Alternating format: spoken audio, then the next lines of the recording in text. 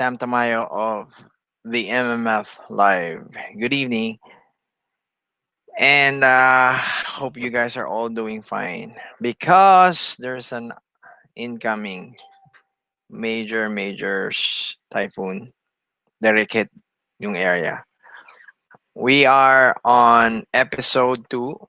Oh, sorry, this is episode 3, I think, of the Dirtbike Race Organizer, and I want to show you doing this show so that I can share and encourage more race organizer, more dirt bike organizer. So if you can learn from me, from my experience, transitioning from being a racer to becoming an organizer, I want to share to you. Pero I want to greet my coach when I was a racer at the Shell Yamaha Racing Team, Coach G2. Hey, Coach from Asin. Um, babagyuhin kami.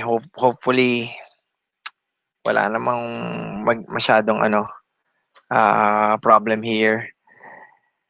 All right.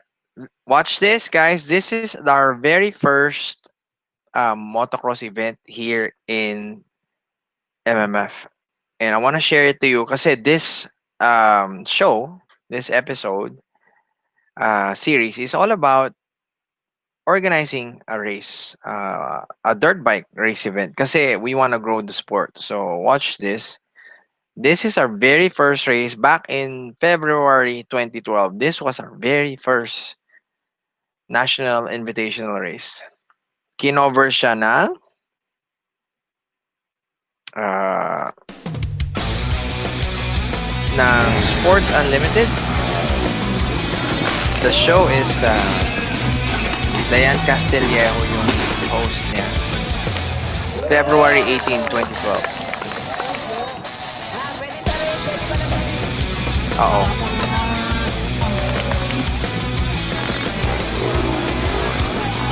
Extreme Sorry is the for new that, guys. So we have those ramps and of course Extreme is the new in, and for the east side, the best way to welcome this is by staging an exhilarating Extreme Fest. X-Fest Taytay is the first festival of its kind that gathered the best adrenaline junkies in one showdown.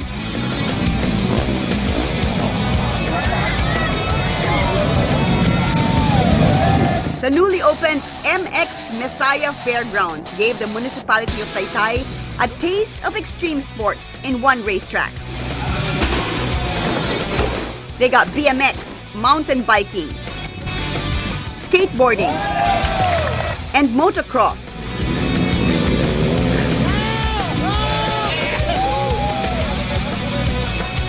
Thrill seekers savor the great rush. Be it boarding and testing their daredevil speed, the locals gave their best tricks.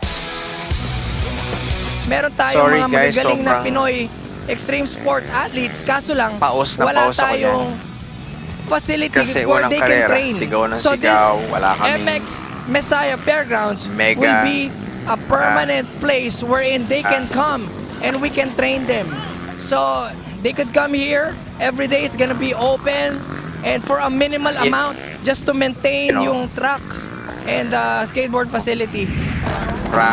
The residents of Rizal were thrilled to finally have an everyday sight of adrenaline rush.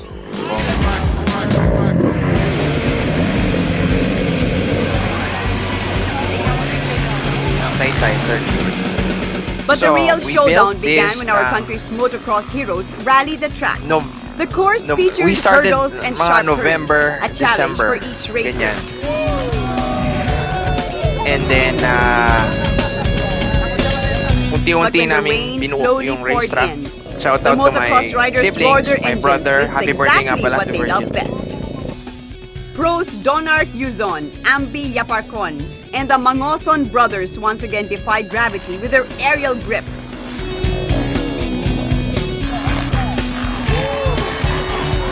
But it was still the king of motocross, Glenn Aguilar, who showed his stellar speed, championing the pro category of the MotoFest. X-Fest Taytal wasn't just an opener for Taytay's newest Sila playground. Ompong nga The tayo. event, by bringing together extreme Sisi pa sports, lang. clearly showed that we Pinoys can have the X factor. So guys, una kong isi-share sa inyo, good evening nga pala, Rika. The first thing that I learned during this race was the importance of radio communication. Kasi nung una namin karera, ready kami, nandun yung mga trophies namin, nandun yung mga marshals, pero wala kaming radyo. Wala akong radyo as the race boss. Walang radyo yung scorer, walang radyo yung alam mo yun, lahat grabe guys. So, hindi ko alam na ganun pala kahirap. So, nawala yung boses ko kasi sigaw ako na sigaw. So, yun yung pinaka-major na natutunan ko. Pangalawa, napakahalaga pala ng meron kang trained scorer. Okay? Naging problema namin yon guys in this very first race. Paglabas ng results, ang kinuha ko kasing scorer, hindi ko na sabihin yung name, are my former teammates in the team. So he is also a pro rider. Pero iba yung skill na meron kami na, racing. We know how it goes. Pero yung scoring ng sunod-sunod, ang scorer should not watch the race. Pag nanood yung scorer ng karera, malilito siya. Kasi may makakalagpas sa kanya. So, ganun pala ka-importante. If you don't have the RFID transponder, ganun pala ka-importante na meron kang efficient, full-time work na scorer. Somebody who doesn't watch the race. Hindi kailangan rider. Kasi minsan pag rider, lalaki, mahilig, manunod ng karera, mamimiss niya yung score. Magkakamali-mali. You get somebody who's there for the job. Somebody who will be a scorer and then talagang malaki dapat yung allowance niya para he or she will commit. Pero not just that, kailangan trained. Kasi you can watch the race, pero when you're trained, mabilis kang makakuha ng score. Ito pa isang natutunan ko nung una naming karera. Ganon ka-importante yung very clear yung number doon sa rider. Sa front number plate or sa front chest ng bib. Kasi yung scorer malilito if yung number ng rider ay maliit. Pag maliit siya, or sometimes yung color pa nung number, ang liit na, tapos ito pa. Sometimes, yung number nung rider na yon may kaparehas na number. Kasi yung rider, lalo sa mga undercards, kumuha na lang ng bike, nang hiram ng bike. Alam mo yun pa yung isa. So, dalawa yung number, nagmamadali, 'di ba? So, sunod-sunod na ganun yung nangyayari. Uh, Chaos, guys. Our very first national invitational race, it was a chaos. Kasi we didn't have a communication from alam mo yun, wala kaming radyo pa noon. Pangalawa, wala kaming maayos na na scorer. Dalawa nga puro mga rider na in charge ko doon. Coach, mga rider mo yung in charge ko doon, Coach G2. Nanood ng karera. So, mali-mali yung score. Buti na lang, honest yung mga riders. I remember asking Kuya Pepo to help me out. And then, I believe, tinawag niya yung mga rider.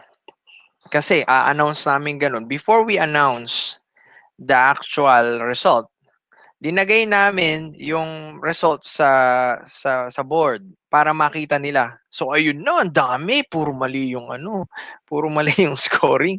Pambihira, biglang naging part ng podium. Yung lapper, nalapan na siya kasi nalito na nga yung scorer. So yun yung una na karera namin. Kailangan maayos na communication, kailangan skilled yung mga scorer, kailangan skilled yung race boss, kailangan mahigpit yung race boss kasi minsan Moto 1, Moto 2 magkaiba, magpapalit ng bike, bawal po yun magpalit ng bike. Kaso nga lang minsan, we're not as professional before as now. Kaya yun yung naging major na natutunan namin. during that race. Okay? And so yon, that was 2012 February. Anyway, good evening, Jomar. Sedon. Yeah. So ito pa ang susunod na natutunan ko, but before that, I'm gonna make you watch ito, guys. Yung I think this is funny. Ito yung susunod namin na major series. Ito yung una-una namin na premiere national series. Ang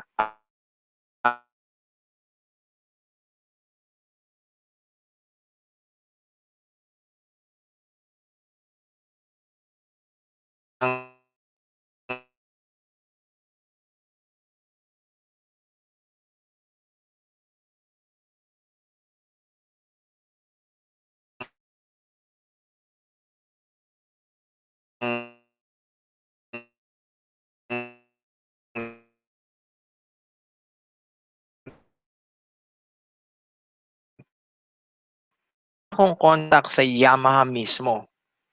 Pero meron akong contact kay Juno Villena na anak ni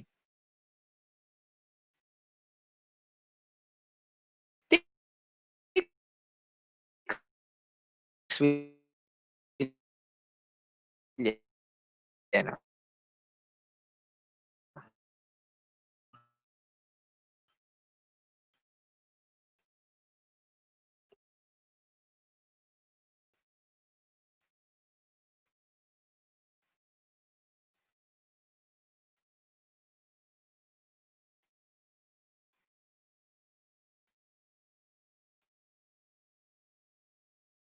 So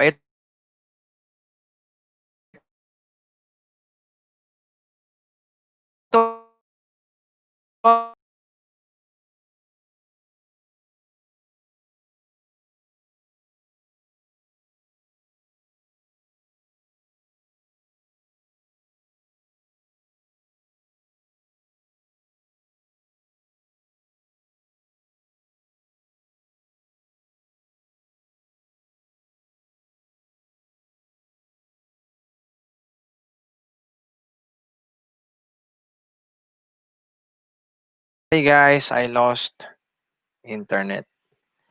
So this was our second series. The I wanna dedicate this to the late Tix Villena.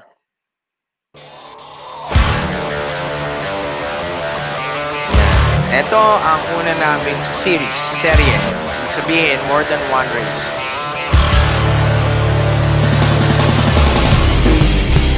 (2013). So, yan yung teaser namin.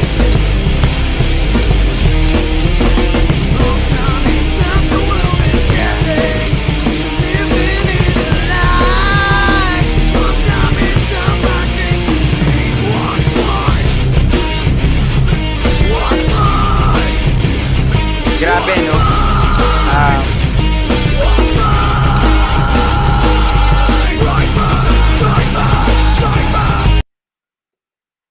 During that race, guys, series namin, yeah, mahina yung signal ko. I'm sorry. Now, I transition to zone.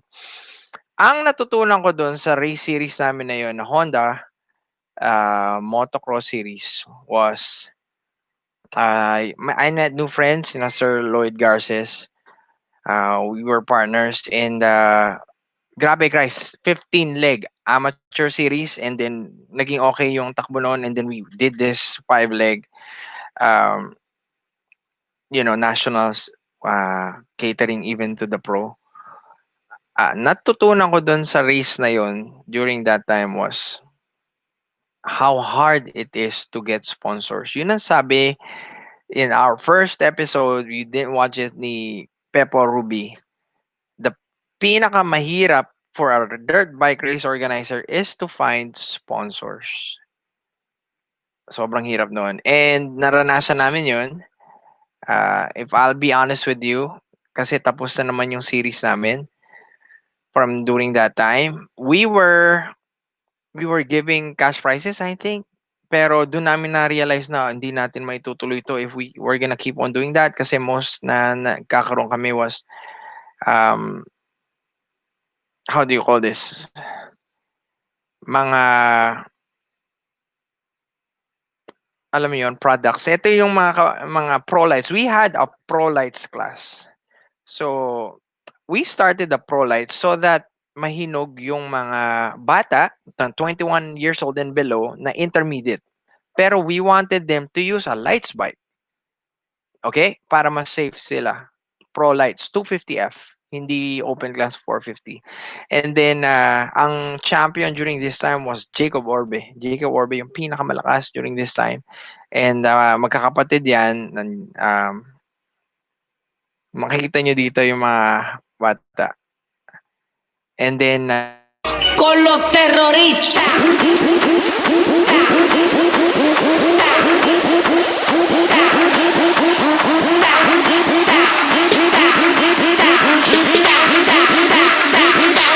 And do the Harlem Shake.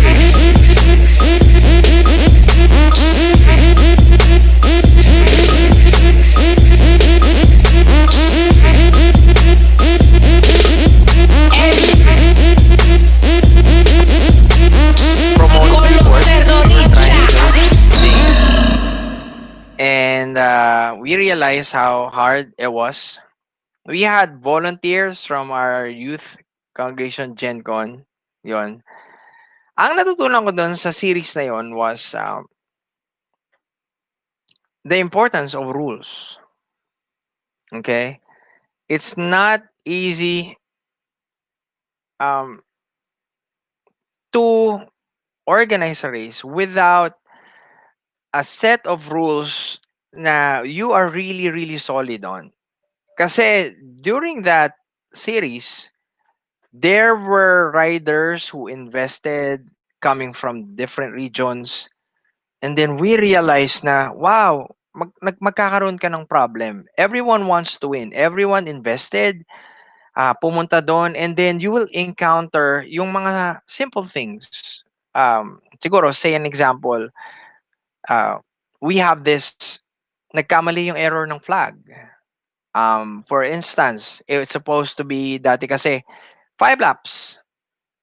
Ang ano nangyari was in that 5 laps, sumobra. The white flag guy was not paying attention. So, instead na tapos na yung karera ng 5 laps, sumobra siya.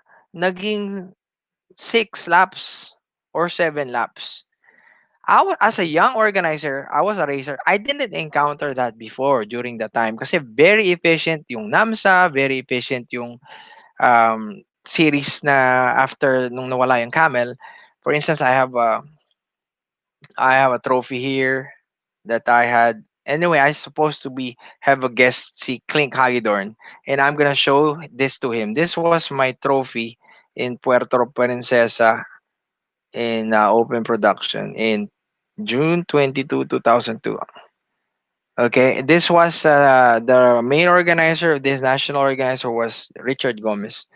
Um, so I didn't encounter yung ganon kasi very efficient yung mga scorer, very professional. However, what happened was during our series in the number of laps is 5, and then our guy made a mistake.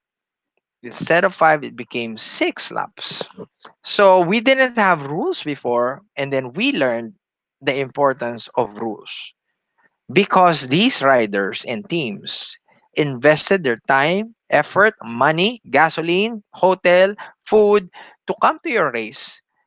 And then you'll never know what's gonna happen na may violation, tinamaan yung gate, or um, and then we realized na, oh no, we don't have rules. So I have to call some advisors, and then I realized that okay, I found the rules of the FIM. I found the rules, and then I was like, okay, this is the rules. Whoever was cross the finish line in the fifth lap, yun yung panalo. He's the winner. However, sometimes yung natalo will be angry. Why? Kasi he made a pass on laps last on fifth lap, and then, 'di ba, on the sixth lap, and then all of a sudden he's not the winner. He already celebrated. Yeah, I won, and then all of a sudden, um, he didn't win. So I lost some friends. Why? Because I made a call. I didn't have the rules in the rule book. It wasn't clear. I wasn't able to give it. So actually, I printed some rules for that series, pero kaunti lang, kaunti, and I didn't have those kind of rules. So that's what I learned in that series, in our first major series, especially when you have big names, pro riders racing your series. You need to be really solid with your rules. And that is why I appreciated being sanctioned by NAMSA. Okay? Because without, when there are no, when you're sanctioned by them, they take care of the rules. Okay? They take care of the rules, and okay yung palaro mo. Yun yung experience ko talaga nung time na yun. Ang stress, ang sakit ng ulo ko, and not just that, sometimes marami pang mangyayari, nag-aaway-away yung mga teams, mga riders, kasi yung regions, you need to have really solid rules para i-implement mo.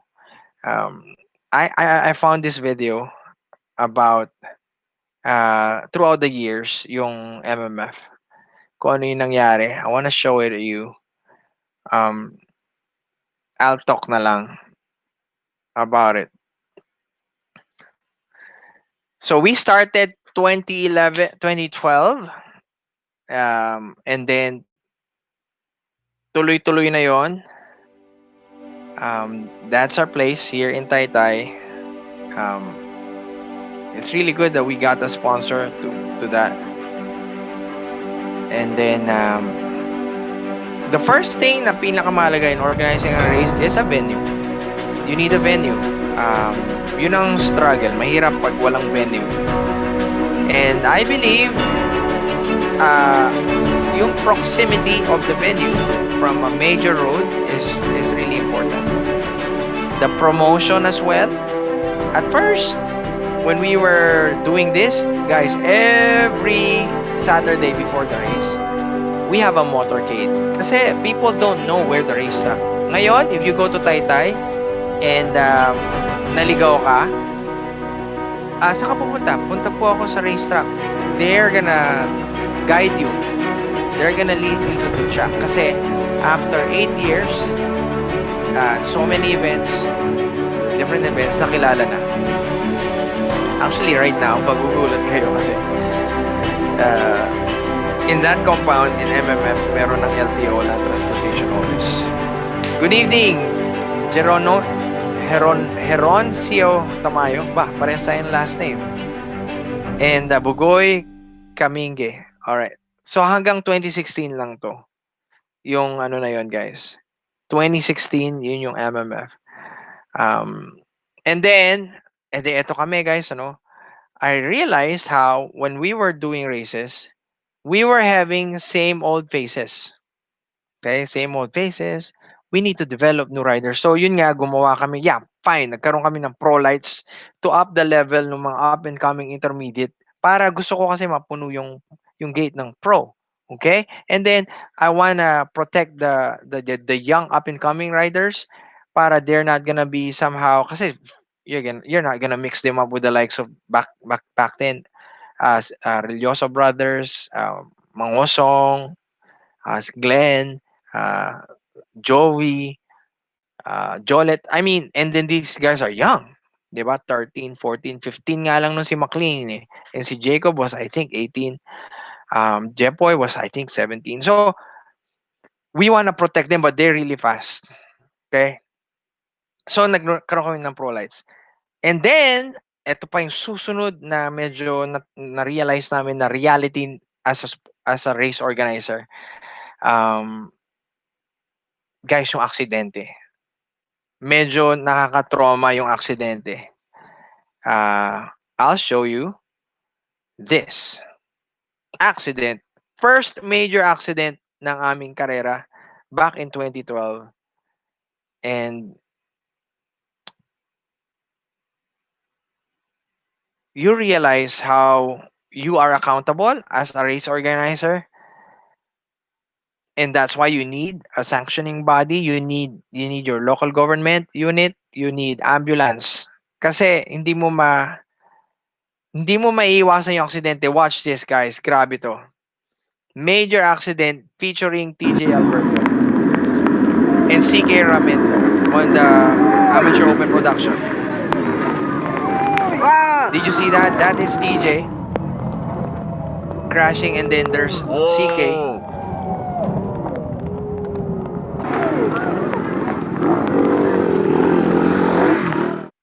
During that time, as a racer, accidents can happen. Pero when somebody crash before, kawawa naman yun. And then makikita mo yung ambulance, ganun.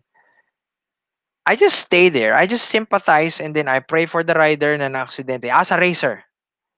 Pero nung naging ako yung organizer, it was so stressful. When the rider go down, when the rider get hurt, you have to take charge.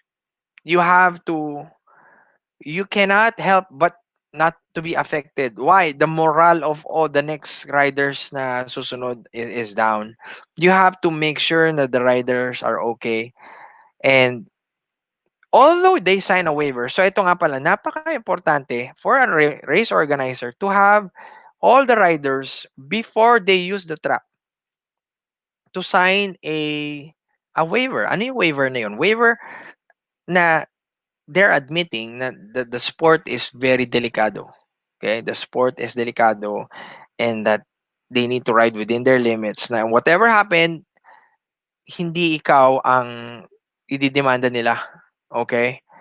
And quickly I realized ganon ka-importante yung safety ng design ng track. Ganon ka-importante yung accessibility ng ambulance makapasok sa loob ng racetrack. Ganon kahalaga na yung ambulance na hinire ninyo are really complete. Kasi kapag back in the days, I would just get yung mumurahing service ng ambulance, and they're not as efficient dun sa mga private na pro na ambulance. And back in the days, I would just have one ambulance on.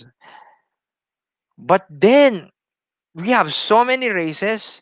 If you just have one ambulance, if one ambulance, brought a rider to the hospital, you cannot do the race. Hindi mo pwedeng simulan yung race na susunod kasi you need to wait for the ambulance.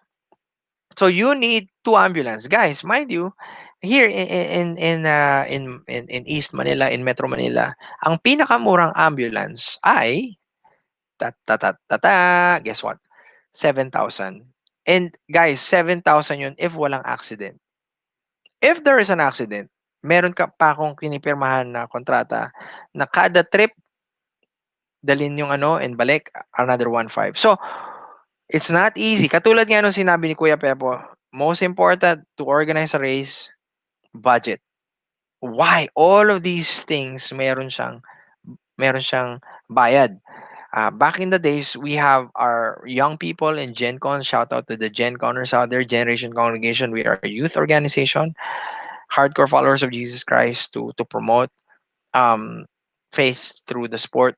And we're all volunteers. Papakainin lang namin yung sarili namin. Okay?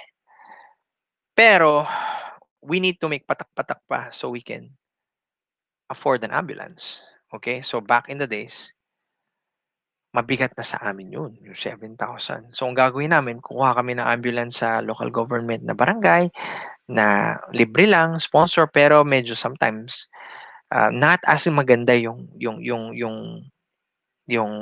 ambulance car or yung mga gamit sa loob. Pero they're so passionate din. Naging friends na namin sila. So maraming salamat to our mayor, Jorik Gacula, na he supported us from the beginning. And very efficient yung ambulance. Pero I cannot request to ambulance. So nagre-rent pa rin kami ng private. So yun. Be prepared. So I suggest, if you're gonna organize a race, kompletohin nyo muna medyo nakarami na tayo. Communication, you need radio. Okay? You need efficient scorer, staff, race boss. You need a clear number if mano-mano yung sulat ninyo at wala kayong transponder. You need a clear. Kailangan hindi pares, magkapares ng number. So, depende yan sa race boss, sa nasa scorer, and nasa registration. They need to communicate. You need to be strict. Hindi po pwedeng last minute magpapasok ka na rider. Hindi pwedeng, and then, natutunan natin, you need to have rules. Hindi po pwedeng wala kang solid rules, and that's why if you're gonna organize and you're gonna cater to national riders, at least meron kang maybe not so expensive naman, have your event sanctioned by NAMSA, National Motorcycle Sports and Safety Association of the Philippines, because if you're gonna set up a series like me, I tell you what, there will be two, three, four major groups who invested time, money, resources, and they wanted to win. They wanted to be the overall champion of the year. Pero if you don't have a solid rules, you don't have juries na very experienced, you're gonna have problems. Yun ang so far natutunan ko about it. Oh yeah, it all involves budget, no? Involves budget talaga. Pero you need to, okay? So now, in the rules, also in the rules, very important is quickly realized, na we have local riders from Rizal, Taytay, na we were able to develop through our flat tracks. We somehow, even myself, I really joined this, pinauso namin in MMF, yung flat track circuit, kasi yung oval, nakaka board. Ang sakit niya sa legs and sa singit. Small track, pabilog. So we kind of invented the flat track na circuit, okay? And then we allowed local friends. This is where shout out sa mga friends natin na we supported them with this fine. And then nagkaroon na ng mga flat track series, Pinoy flat track series, using our facility, using our design, using our idea. Kasi we want to grow the grassroots dito sa Rizal. But we were quick to realize when national riders come sa MMF, the local riders are no match to the national riders, okay? But then, we have this beginner class. The problem with the beginner class or newbie class, there will be national riders coming and they will say bago lang sila. They're gonna say they're new, we don't know them, kasi I have not been organized. Ang kilala ko lang nun during that time, yung mga matatanda. So what happened was, the new, akala ko they're beginners really. And then when the gate drops, boom! Sobrang tuli na, yun pala novice na pala yun. Okay? Kasi may 2 years na sumasakay. Guys, if you have been riding for more than a year, you're not a beginner anymore. Ang beginner po ay 1 year old. 1 year old. As in. Okay? If kumarera ka na, within 1 year, you're not a beginner anymore. You need to go to the novice. But if you didn't race at all, less than 2 years, then probably you ain't considered. Diba? Kasi iba yung race cheaters. So yun yung natutunan namin, na we need to really have a local region race to empower yung mga taga dito lang sa east side of Manila, which is Rizal. Ganun yung start namin.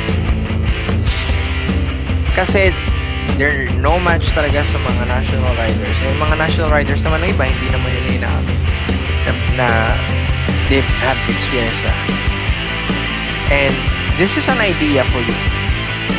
If you're gonna start organize a race, siguro you start with flat track muna. Kasi it's easy, it's fun, it's safe. If you do motocross agad, make sure to track. Medyo baka ma-stress kayo. Okay? Start with fun races. At MMF, we do fun races every weekend, every Sunday. Every Sunday, as in. You know what I have? I just produce trophies. Yung trophies, I only $100, 150. And then I made that generic trophies, top 3, top 5. And then Sunday, and then nagtuturo ako ng libre, and then meron nakikischool sa amin dito sa MMF before na other riders. Sige, sali na kayo. So, ang ginagawa ko, registration nila is para lang makabawi ako with the medals, 150. Picture sila, hindi. Pero, nahahasa yung mga rider. Yun yung ginagawa ko nun. Every Sunday yon guys. Fun races. So, I wanna encourage you guys to organize fun races. Do not organize kagad and you're gonna cater to national riders, pro riders, ang laki ng ano, and then you're not sanctioned by NAMSA. Make it fun. Small races, you're gonna empower yung mga bata, mga newbies in your area. That's why, when we have a series, siyempre nandun na, in the morning, we have the MMF Academy category, which is yung kilala ko na alam kong mga baguhan. If they're from the area, I know. So, we try to protect them. Pero they also will join after lunch kasi kaya ginawa na lang namin main event, yung karera. Okay? So, 2017, we're having flat track series. We're having motocross, supercross series. And then watch this race. We're in... and then this is where I'm gonna end. We used to do 20, 15 laps. 1-5. 1-5. 15 laps of Sponsored by racing. Diamond Motor / Mitsubishi. Shout out Bugoy Glenn Camille. Here we go. From Surigao Riders in Surigao Riders. The final race. I better stop Okay, saying that. good evening, Ian Tizoy. The third take. Heroncio, tama yun, kailan ako Oh, ito na. magpapalaro ulit pagkatapos po ng COVID.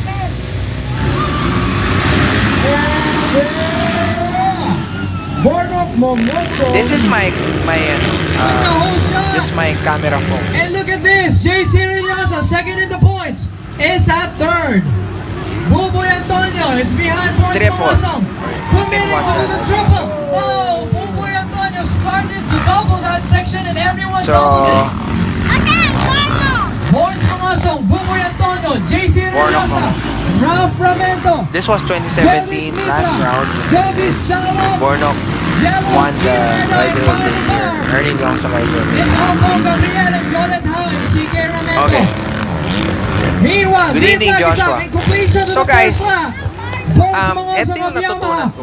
Ralph Ito, Ramento although binanggit on na the to ni move. Kuya Pep, Buboy Antonio. a how 15-year-old important kid it is to have having a budget. good ride in front. And then, may experience pa ni Kuya Pep is even if you don't Look have at budget, Ralph Ramento behind JC sometimes, Relosa.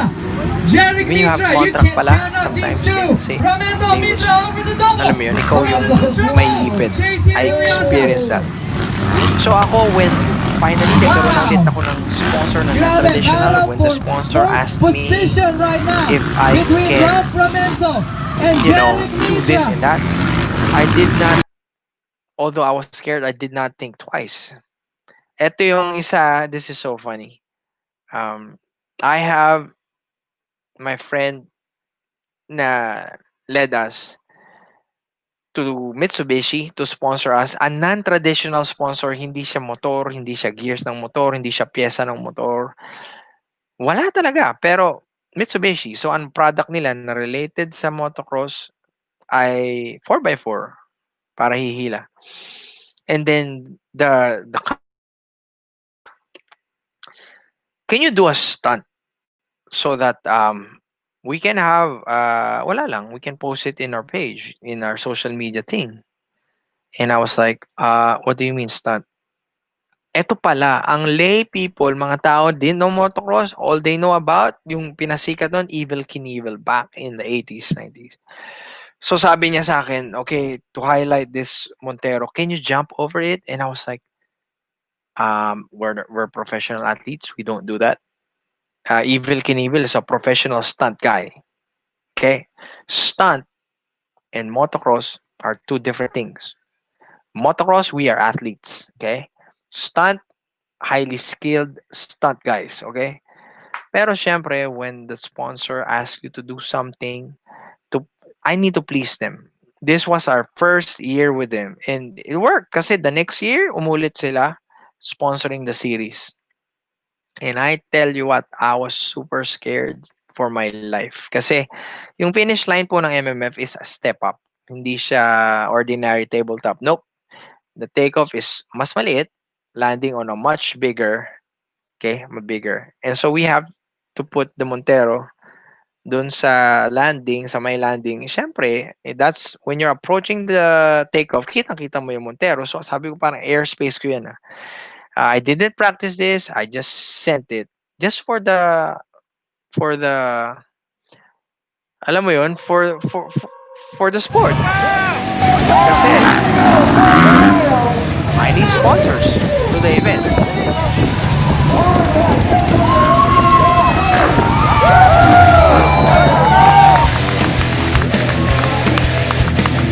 So the product that we're trying to promote I the product that we're trying to promote there was um Mitsubishi Montero.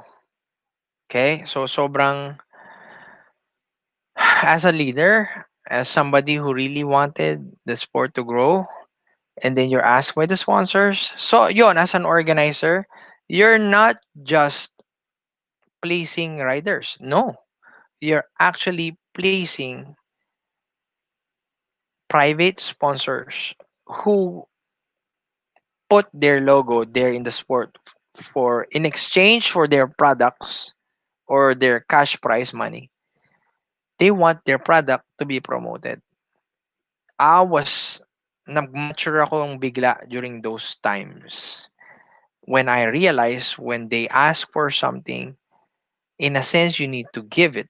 And yun yung particular na they ask me to do. Um, nung una, honestly, ang pumasok sa isip ko, kausapin yung mga riders. Talk to any rider out there na kilala ko or pro rider, kaya nila yun. Kasi ako, I'm an organizer, I don't ride anymore, I'm scared to death, I have kids, ganyan, ganyan, ganyan. However, I came to realize na I don't want to be liable if something happened to the rider kasi maraming factors na involved. What if chain break? What if marumi yung gasolina? What if all those, that, and that?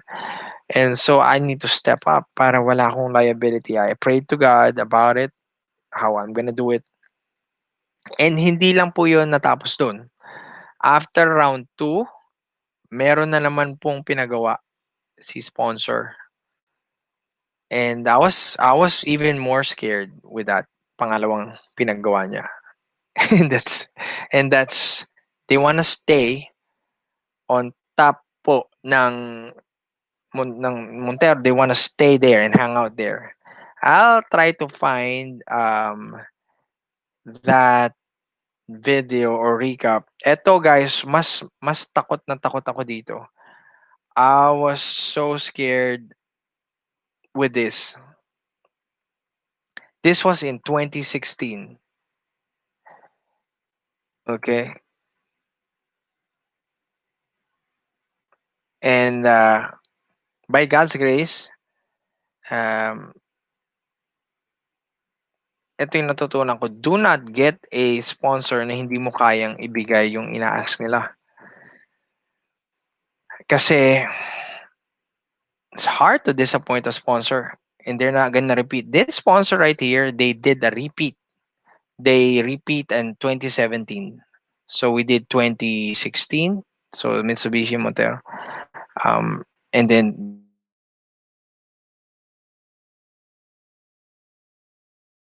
they did 2017. Ano siya naggamit. And I need to watch this. Hold on.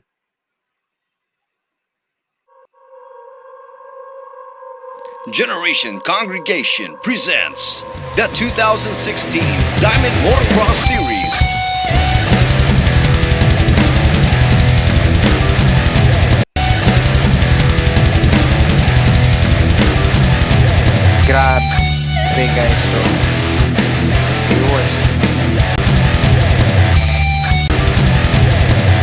grabe, partner namin ng Dunlop for so long.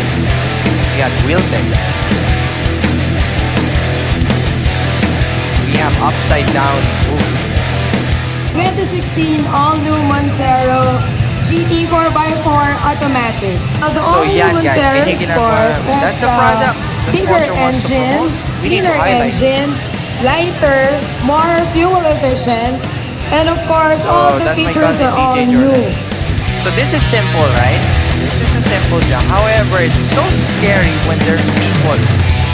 May tao dun sa taas ng Montero. Those are bands. They did some sort of like pakulo. Okay, and then we did this sa mga pro riders. We made some poster for them. Experience sa mga riders. We're trying our best talaga.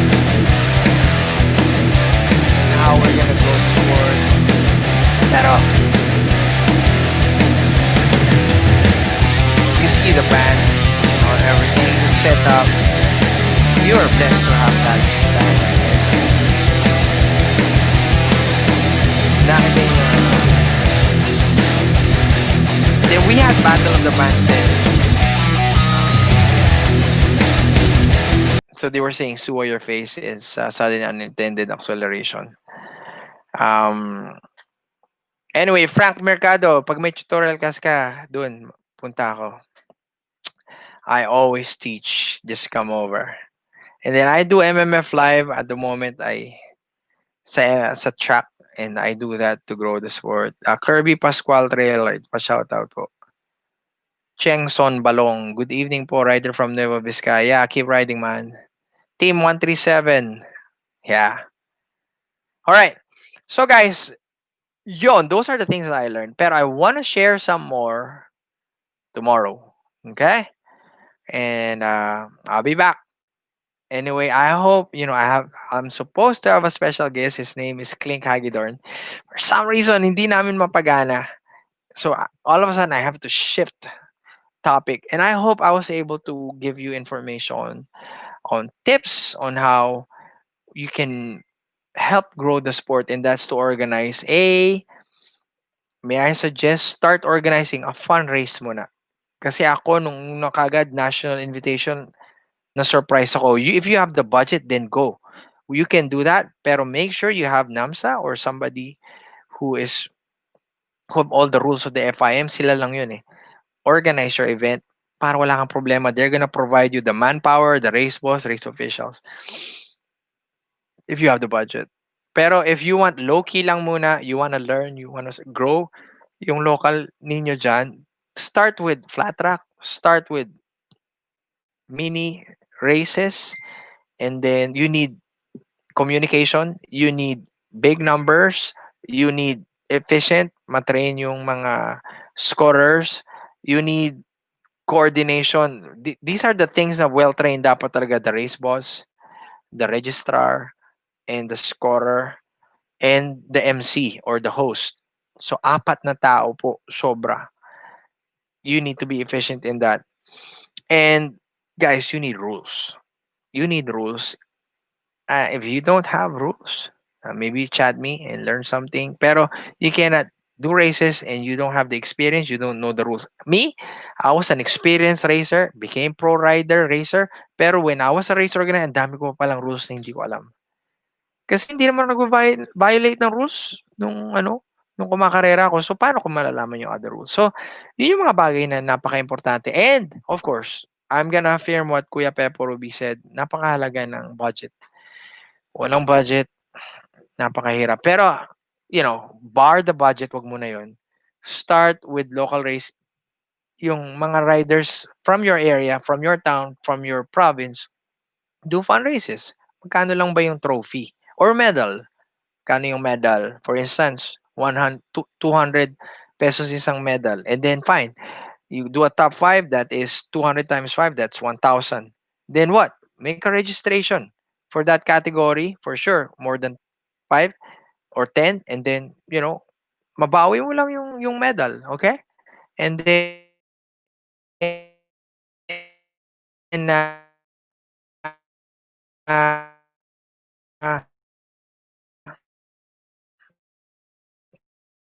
that's how you grow the sport.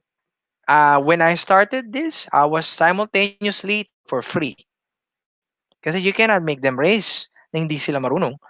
They're not gonna be safe. Um, there are many local trucks out there. I hope you hear me. You do one and grow the sport. So anyway, this is Coach Sam Tamayo. I'll see you tomorrow. Hopefully, I'll have our special guest. Mapagana namin yung ano, yung he's from Palawan. Pero guys, ingat kayo, may bagyo na parating, super typhoon.